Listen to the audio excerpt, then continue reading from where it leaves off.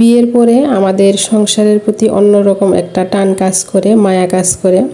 আর আমার ঈদের মধ্যে জামা কাপড়ের থেকে মনে হয় সংসারের জন্য যদি টুকিটাকি কিছু জিনিস কেনা যায়, সেটা থেকেই আমার বেশি আনন্দ হয় আর বেশি খুশি লাগে। এবার ঈদেও আমি সংসারের জন্য টুকিটাকি কিছু জিনিস কিনেছি।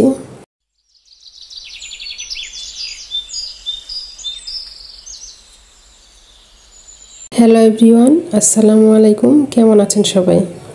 নতুন আরও একটি ব্লগ দেখার জন্য আপনাদের সবাইকে স্বাগত জানাচ্ছি। আর মাত্র একদিন বাকি, তাই পবিত্র ঈদ উল ফিতর। ঈদ আসলেই আমরা সবাই কিন্তু ছোট বড় সবার জন্য কেনাকাটা করতে পছন্দ করি বা সবাইকে গিফট করতে পছন্দ করি। অলরেডি আমার যার যার জন্য কেনার সব কেনা হয়ে গিয়েছে, আর আমার বাচ্চাদের জন্য কেনা হয়ে গেছে। তো নিজের জন্য আমি এবার অন্য আর কোনো কিছু নেইনি, যেহেতু আমার কিছু কাপড় চোপড় ছিলই, যেহেতু সেগুলো নতুন আছে, তো সেগুলোই আমি বানিয়ে নিয়েছি। আর তাই আমি চিন্তা করলাম যে সংসারের জন্য টুকিটাকি কিছু জিনিস কিনবো। বিয়ের পর আমরা তো সবাই সংসারকে অনেক ভালোবাসি, আর সেখানে যদি ছোট ছোট কিছু জিনিস কেনা হয় আর সেগুলো যদি শখের জিনিস হয় তাহলে তার কথাই নেই।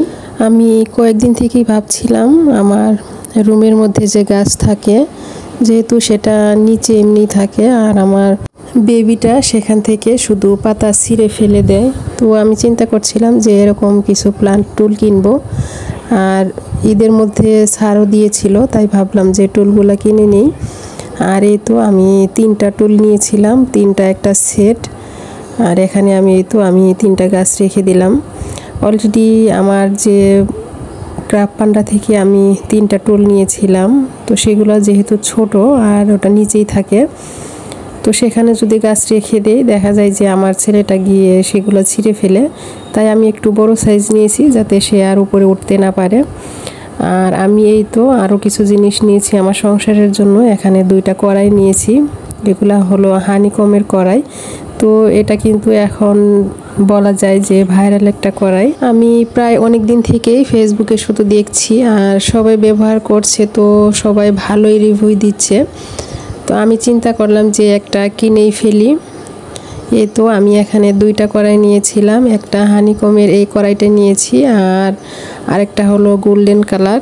তো 2টা কড়াই আমার কাছে বেশ ভালো লেগেছে আর ব্যবহার করেও কিন্তু খুবই আরাম পাচ্ছি। অনেকেই হয়তো ঈদে জামা কাপড় বা অন্যান্য কিছু কিনেছেন, তো এবার ঈদে আমি কিন্তু আমার সংসারের জন্য জিনিস কিনেছি। কারণ দেখা যায় ঈদে যদি একটা জামা কেনা হয়, আপনি যদি একটা পাকিস্তানি ড্রেস কিনেন দেখা যাবে সেখানে আপনার 4000-5000 টাকা চলে যাবে।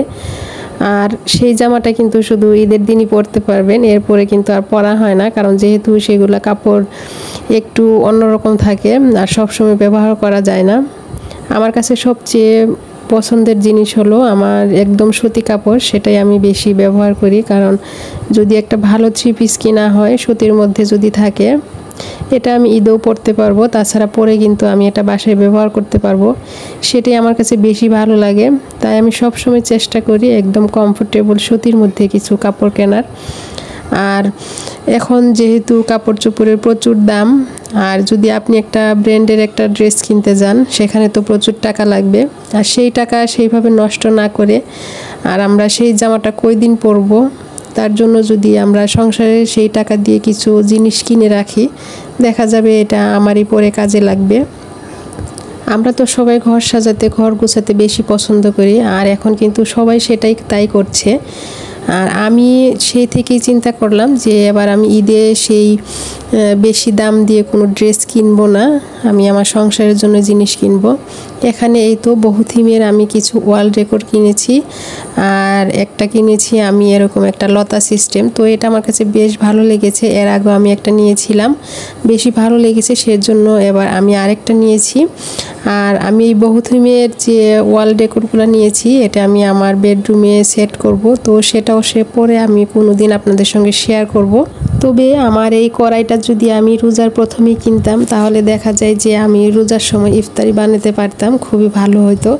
আর এখানে কিন্তু খুবই অল্প তেলে রান্না করা যায়, আমি রান্না করে দেখেছি, সেটা আমার কাছে খুবই ভালো লেগেছে। তো যেহেতু এটা নিয়েছি তাই ভাবলাম যে আজ ইফতারিটা আমি এই কড়াইতেই বানিয়ে নিচ্ছি।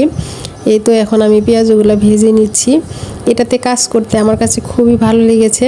তো আপনারা এবার ঈদে কে কী কিনেছেন অবশ্যই কিন্তু কমেন্ট বক্সে জানিয়ে যাবেন, দেখি আপনারা কে কী কিনেছেন। আর আমি কি কি কিনেছি সেটা তো আপনাদের সঙ্গে শেয়ার করে দিলাম। আজকের ব্লগটি আমি এখানে শেষ করছি। আপনারা সবাই ভালো থাকবেন, সুস্থ থাকবেন। সবাইকে ঈদের শুভেচ্ছা জানাচ্ছি। আসসালামু আলাইকুম, আল্লাহ হাফেজ।